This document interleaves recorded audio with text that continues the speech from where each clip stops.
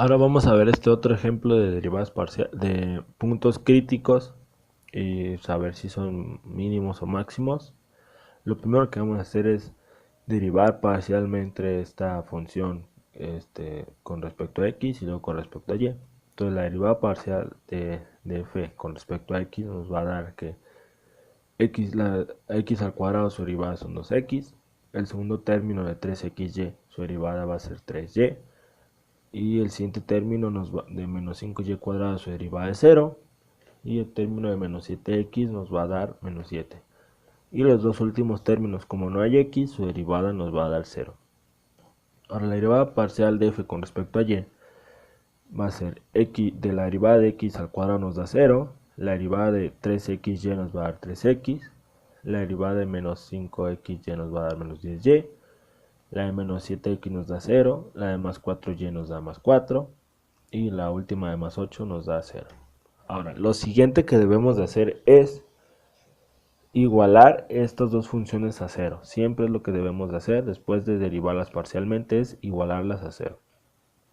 Ahora, vamos a pasar los números, los que no tienen variable los vamos a pasar del otro lado. Y ahora vemos que estas son ecuaciones simultáneas con dos variables. Lo que vamos a hacer para resolver este sistema de ecuaciones es aplicar el método de la suma y de la resta. A la hora de yo sumar estas dos ecuaciones, una de las variables se me debe de eliminar. Lo que yo voy a hacer ahora es multiplicar la ecuación de arriba por menos 2 tercios. Ahora, menos 2 tercios por 3x me da menos 2x. Menos 10y por menos 2 tercios me da más 20 tercios de y. Y menos 4 por menos 2 tercios me va a dar 8 tercios. Vemos que a la hora de sumar estas dos ecuaciones, el 2x y el menos 2x se van a hacer 0. Entonces así ya eliminamos una variable. Lo que resta ahora es seguir sumando lo otro. Entonces 3y más 20 tercios de y me da 29 tercios de y. Y 7 más 8 tercios me va a dar 29 tercios. Voy a despejar a y, o sea que el número que la está acompañando va a ir dividiendo al otro número. Como vemos que es lo mismo, me va a decir que y es igual a 1. Ahora voy a sustituir este valor de y en mi segunda ecuación, que va a ser 2x más 3 por 1 igual a 7. Pues 3 por 1 me da va a dar 3 y lo voy a pasar restando al otro lado. Entonces 7 menos 3 me va a dar 4. Y voy a terminar de despejar x, el 2 que la está acompañando va a dividir al 4 y me va a dar que x es igual a 2. Este valor de x igual a 2 y y igual a 1 son los puntos críticos de esta función, o el dado caso, más bien es el punto crítico, porque nomás hay uno. Lo siguiente es sacar la doble derivada parcial de f con respecto a x. Entonces vamos a derivar fx con respecto a x, o sea la vamos a derivar otra vez.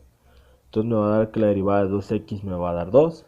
Y la derivada de 3y menos 7, como es una constante, su derivada nos va a dar 0. Ahora voy a derivar fy otra vez con respecto a y. Y bueno, 3x me va a dar su derivada, me va a dar 0. La derivada de menos 10y me va a dar menos 10. Y la de 4 me va a dar 0.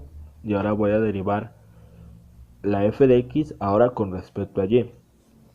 Entonces vemos que la 2x, su derivada me va a dar 0, la derivada de 3y me va a dar 3 y la derivada de menos 7 me va a dar 0. Ahora estos 5 valores los voy a meter yo en esta fórmula, porque esta fórmula me va a decir cómo, me va a decir más bien si mi punto crítico de 2 y 1 es un mínimo, un máximo o una puntosilla. Entonces sustituimos todos estos valores. Me va a quedar que d de 2 y 1 es igual a 2 por menos 10 menos 3 al cuadrado. Resolvemos esto y me va a quedar que 2 por menos 10 es menos 20. 3 al cuadrado es 9 y hay un signo negativo. Sumamos esto o restamos más bien. Me va a dar que menos 20 menos 9 es menos 29. Ahora este valor de d lo vamos a comparar con esta tablita de aquí.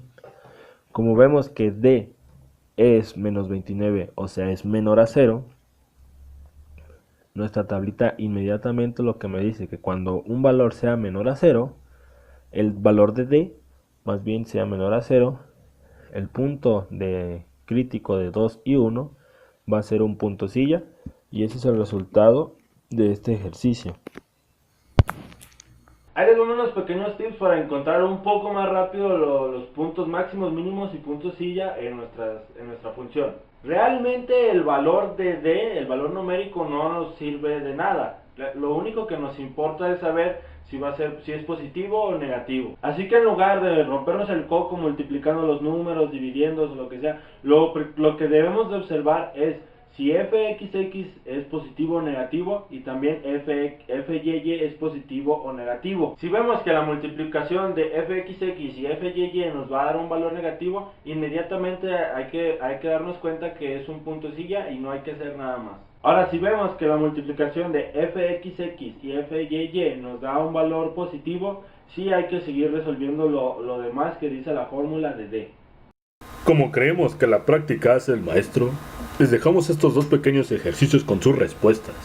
Si le atinan, significan que van por buen camino.